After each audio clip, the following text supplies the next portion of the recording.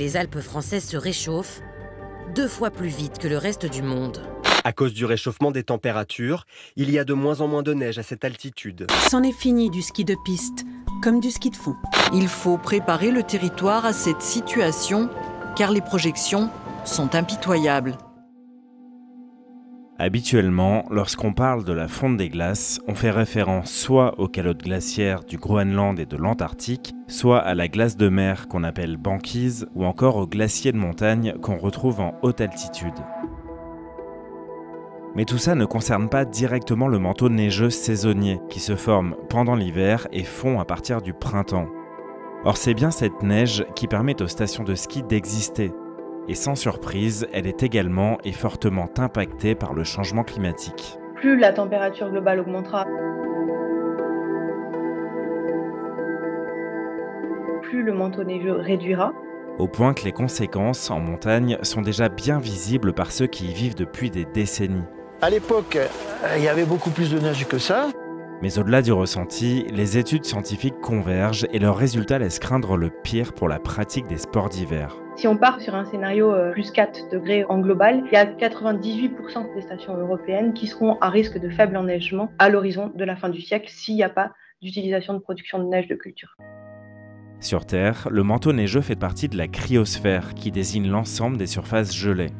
Mais à la différence des calottes glaciaires, de la banquise ou du pergélisol, la neige possède quelques propriétés bien à elle. La première de ces propriétés, c'est que la neige, c'est fait de glace et d'air, donc c'est de l'eau sous forme solide, et c'est donc un réservoir d'eau pour quand elle va fondre. Donc la neige, c'est quelque chose qui est une ressource en eau et qui va jouer un rôle clé dans le cycle de l'eau. Ensuite, la neige, c'est un matériau qui est aussi parfois plein d'air, et l'air, c'est un très bon isolant, ce qui va faire que la neige, quand elle recouvre le sol, elle va isoler le sol et tout ce qui peut y vivre, que ce soit de la faune et de la flore, des variations de température de l'air. Donc en gros, pendant l'hiver, ça va isoler du froid, c'est ce qu'on utilise quand on fait un igloo, et pendant le printemps et l'été, ça va isoler du chaud. Et ces propriétés isolantes, elles sont très importantes pour la planète, en particulier pour protéger, entre autres, les sols gelés dans l'Arctique et en montagne. Et enfin, la troisième propriété, c'est tout simplement la couleur de la neige. La neige, c'est blanc, et quand on dit que c'est blanc, ça veut dire que ça réfléchit la majorité de la lumière du soleil qui arrive sur la neige. Si ça réfléchit ce rayonnement, ça veut dire qu'il n'est pas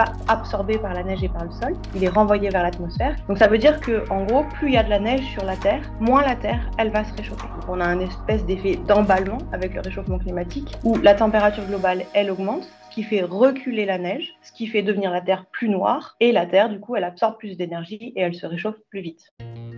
La hausse des températures globales va provoquer un recul quasi généralisé du manteau neigeux sur Terre.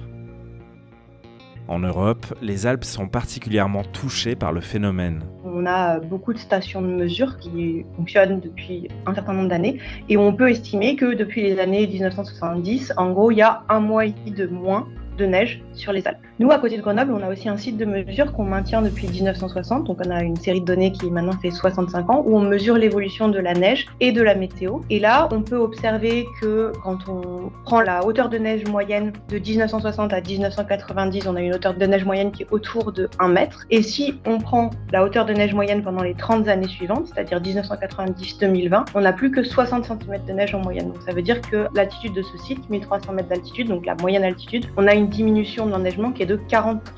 Et si on se projette sur la fin du siècle, les différents scénarios d'émissions laissent craindre le pire en moyenne montagne.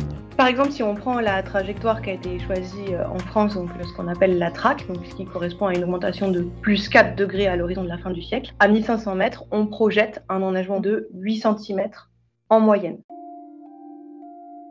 Le recul du manteau neigeux sur la planète va avoir un impact climatique à l'échelle globale. On a cet effet de retrait de la couleur blanche et du coup d'augmentation derrière de l'énergie absorbée par la Terre et du réchauffement climatique. On a aussi du coup un recul du manteau neigeux qui change le régime thermique des sols, qui peut potentiellement faire dégeler les sols gelés, par exemple en Arctique. Et ces sols gelés, ils contiennent des matériaux organiques qui après peuvent produire plus de gaz à effet de serre. Donc on peut aussi avoir une augmentation du réchauffement climatique qui vient du dégel de ces pergélisols. La disparition de la neige aura également des conséquences plus locales et ça ne concerne plus seulement le climat, mais surtout la sécurité et la biodiversité.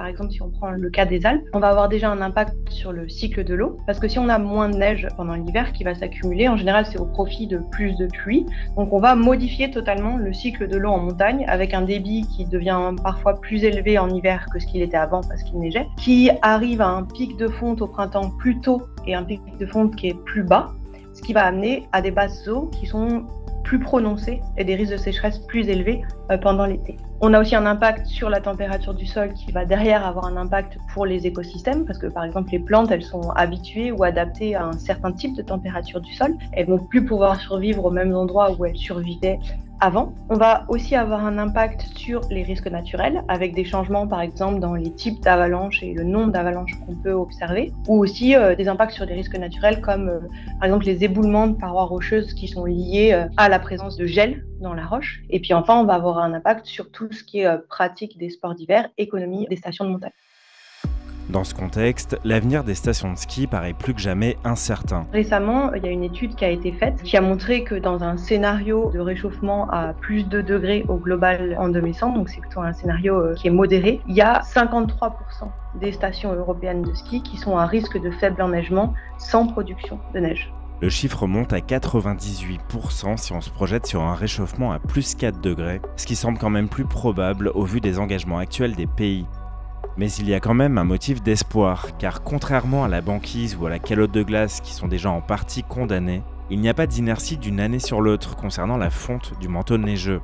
Ce qui signifie qu'il est encore possible d'en préserver l'essentiel, à condition bien sûr de se donner les moyens d'agir efficacement contre le réchauffement du climat. Tant qu'on continue d'augmenter la température globale, le manteau neigeux il continuera de diminuer. Par contre, le jour où on réussit à contraindre les émissions nettes à zéro et que la température globale se stabilise, et ben le manteau neigeux, en gros, il va se stabiliser aussi et on sauvera du coup tout ce qui reste à sauver.